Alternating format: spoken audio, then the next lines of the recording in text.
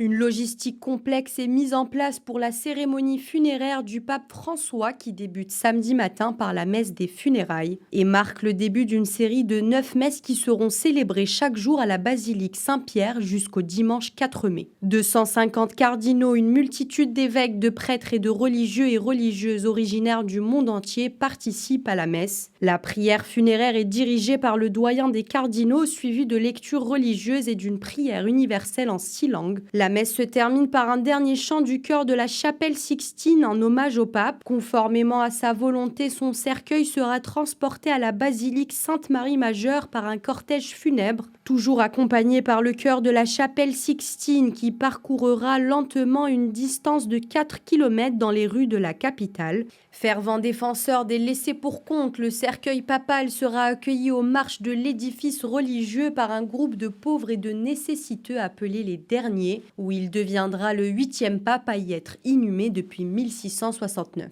L'inhumation se déroule en privé. Le cardinal Carmelingue, responsable temporaire des affaires du Vatican après le décès du pape, apposera son sceau sur le cercueil, ainsi que celui de la préfecture chargée de l'organisation des cérémonies. Le corps du pape sera ensuite déposé dans la tombe et aspergé d'eau bénite et la dernière prière sera récitée pendant que le notaire rédigera l'acte officiel confirmant l'inhumation et sera lu et signé par les responsables des cérémonies religieuses du Vatican dans le respect du rituel.